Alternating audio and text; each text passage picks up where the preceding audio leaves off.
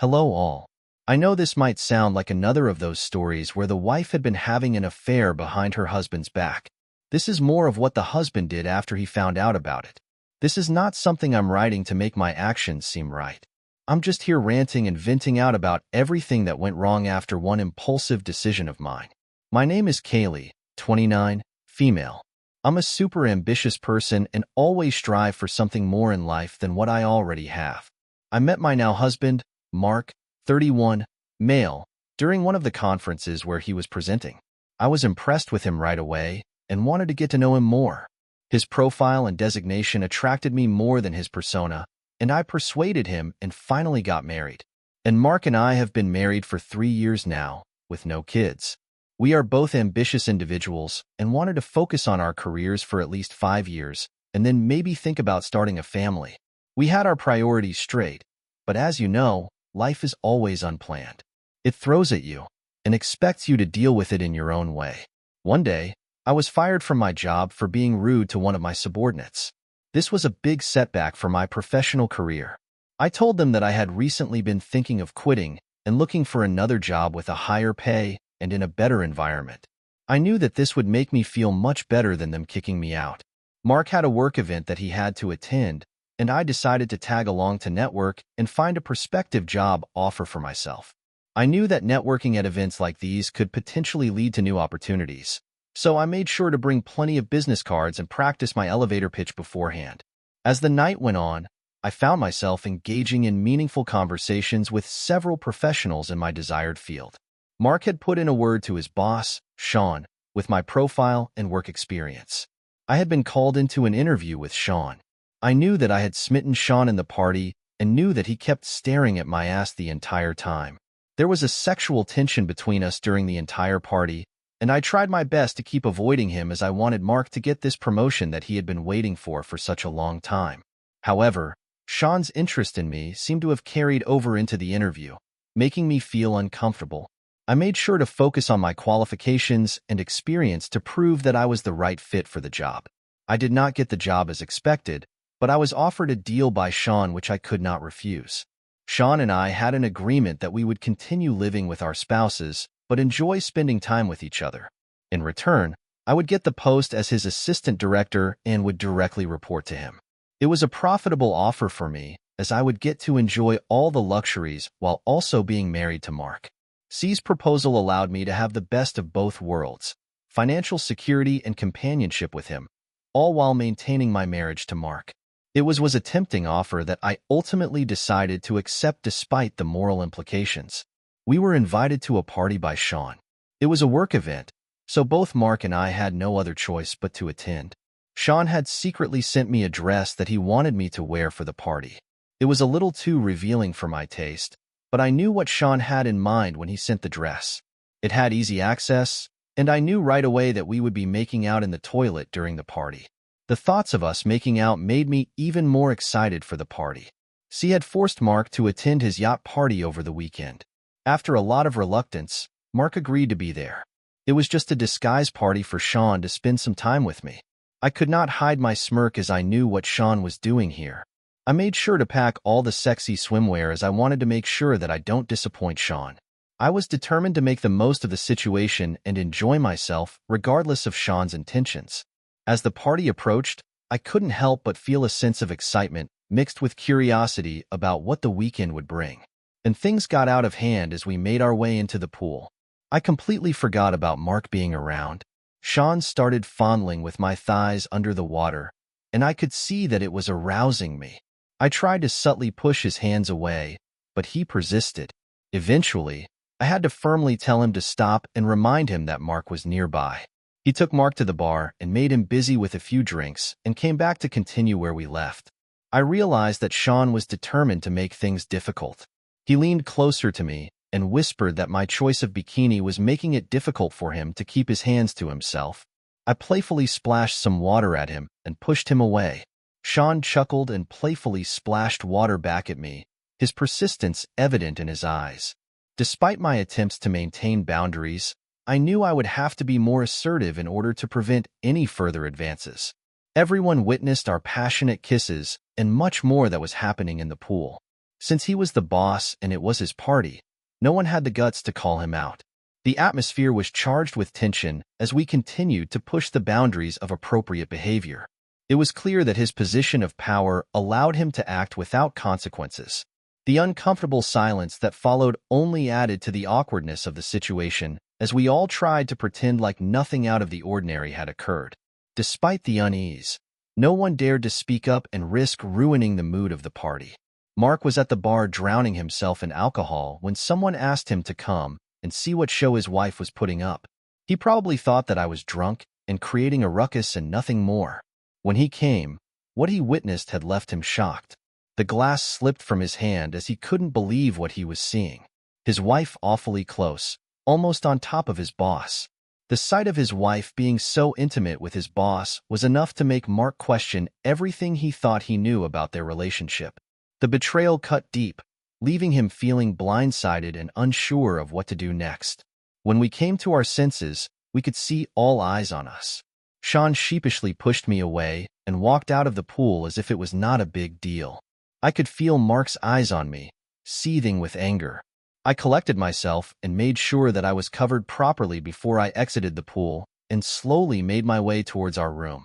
I could play the conversation that was going to take place in my head once Mark was back in the room.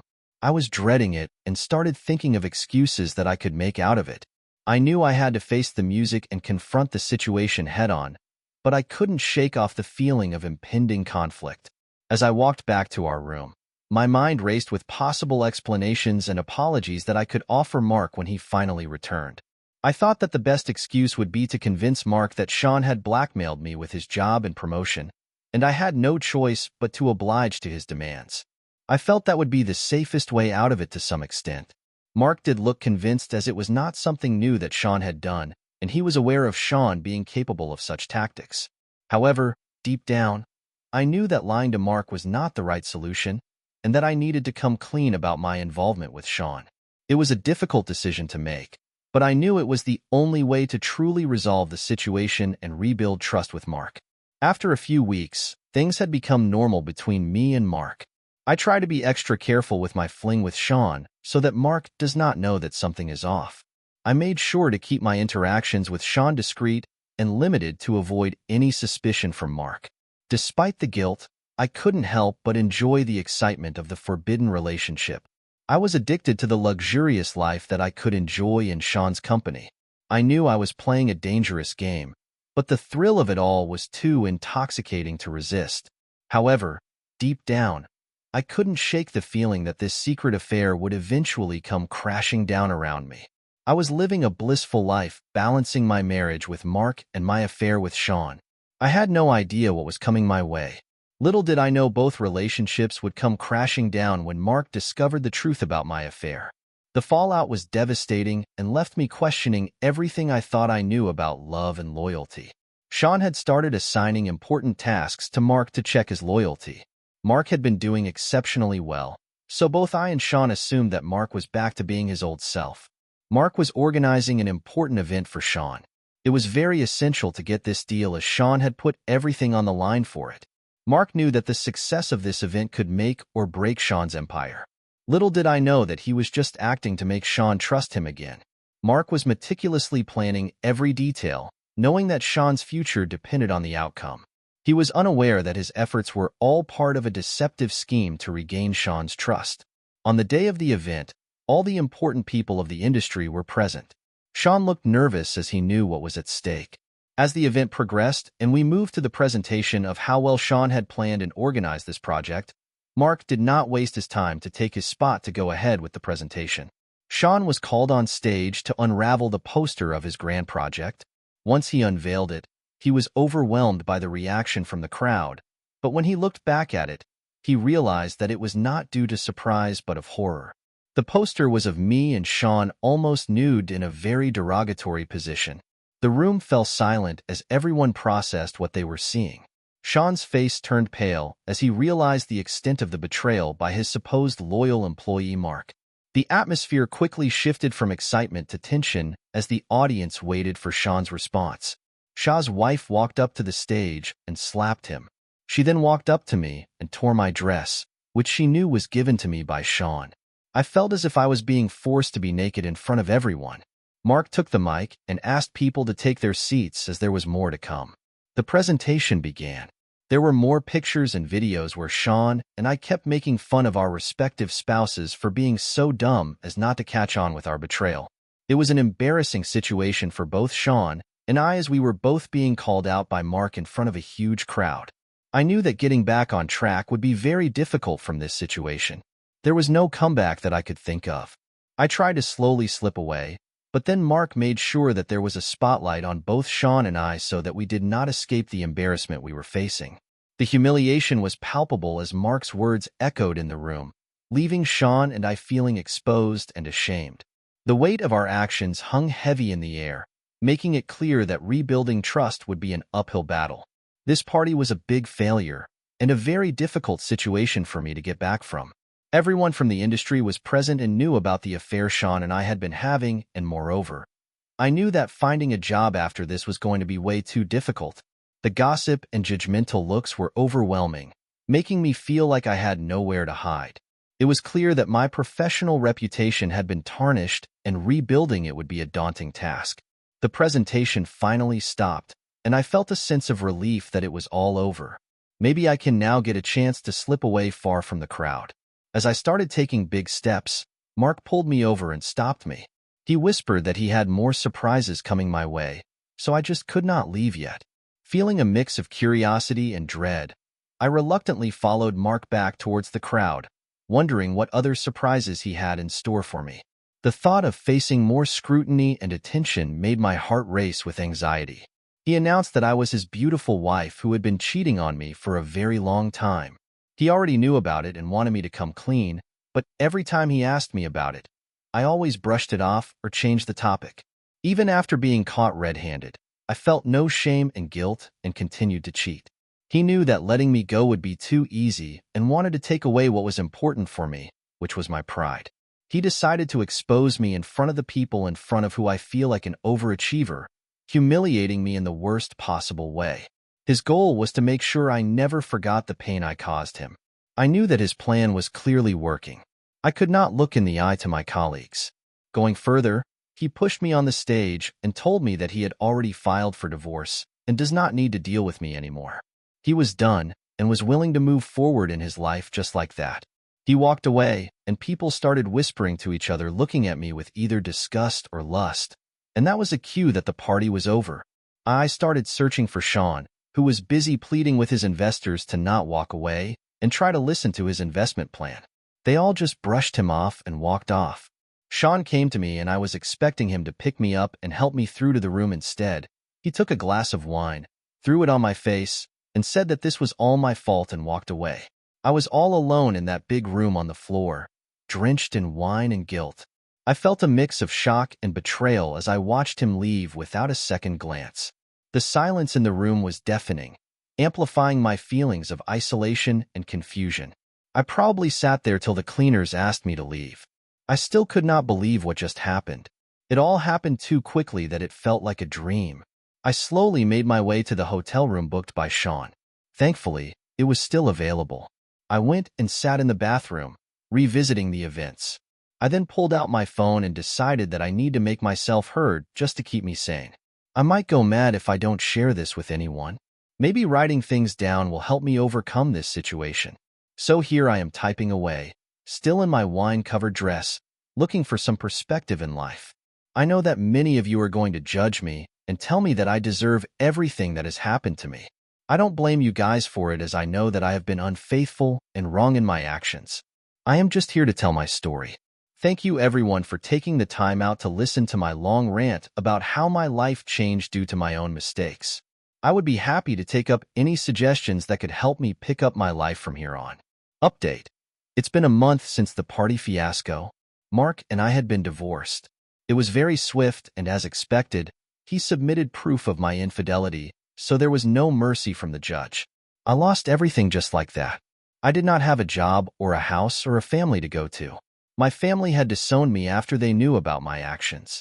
I had been trying to get a job, but all the major companies wanted nothing to do with me after the reports of my affair which Sean circulated in all the newspapers and my popularity with my divorce.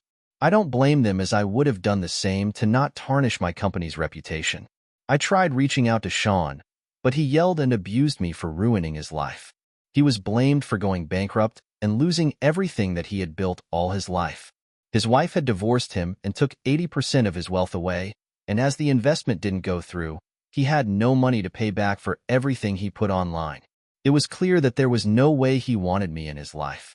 I could now clearly see the difference between Sean and Mark. Sean had always been selfish in his life. He never cared about his wife or his relationship, while Mark always valued my feelings in our relationship. I misjudged him for being a coward. As days go by, I miss my marriage with Mark and the relationship we shared. I know that there is no way in hell that Mark would want to go back in his life after everything that I had done.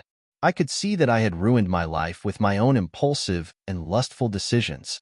I still wanted to give it one last shot before I completely shut the idea of not even trying.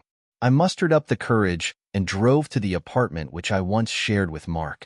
I was hopeful that maybe if he was still living here, then he would want me back. I got into the elevator and was greeted by a young, beautiful girl. She was bubbly and started talking right away.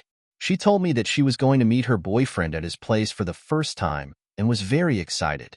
I told her that I was happy for her and wished her luck. As the elevator stopped, she got off along with me. I dropped my bag, and when I picked it up, I saw the girl hug Mark and walk in the house with him. I could not move for some time. I just froze and did not know how to react. I was in disbelief that Mark had moved on, and that too within a month. I stood there in shock, feeling a mix of hurt and betrayal. It was hard to process that Mark had already found someone new so quickly after our breakup. I knew that I had no right to feel this way. I should be happy for him and try to move on. I was the one who cheated on him, but seeing him with someone else made me feel like he was the one cheating. I cannot describe the feeling that I was going through, but it was not pleasant. I drove back home and started shattering everything that I could get my hands on. I could not understand the extent of hurt Mark felt when he came to know about my affair. This is what it feels like to be betrayed and hurt. It was not his fault, but I couldn't help but feel sorry for myself. How could he have found someone and moved on so quickly? Rage took over me, and I decided to go back and confront him. In a haste, I drove back and rang the bell until he finally opened. He, of course, did not want to let me in and ask me what I wanted. I told him that I wanted to talk, but he kept telling me that he had nothing to say and asked me to leave. I pushed him anyway and walked inside. I saw the girl and introduced myself as his wife. Mark came back and said, "ex-wife," and that I could leave. Feeling a mix of anger and hurt, I demanded an explanation for his actions. Mark simply shrugged and said he had moved on, leaving me stunned and speechless. He told me that he doesn't owe me anything and that I had no business staying there. He did not want to call security or the cops and wanted me to walk out without any drama. I fell on the floor and wept, asking Mark to forgive me and give me another chance to start over. Mark asked me to finish crying and leave. Once I was done, he wanted nothing to do with me and had been happier ever since I was out of his life. That made my heart break into a million pieces, and I started wailing heavily. Mark took his girlfriend to the bedroom and locked it. I had never seen Mark be so cold towards anyone. Perhaps my betrayal had made him into a bitter person. I sat there for hours, crying and thinking about everything, regretting my actions. It was almost night when I walked out of there and made my way towards my car. I sat there, not knowing what to do or where to go. I suddenly felt so lonely and aimless in life. I had everything that I wanted, but my greed for more snatched away everything from me. I started scrolling my phone to see if there was someone I could talk to, but there was not a single person I could share my feelings with. I started weeping alone, as I knew that I deserved to be alone. The next day, I decided to make major changes in my life and become a better person. I know that this is going to be a difficult path, but I will try. I am trying to ask for forgiveness from my family for my actions and ask them to take me back. If I have enough courage, I will ask Mark for forgiveness as well. I know that it might not happen overnight, but I'm willing to make that effort and try to make things right.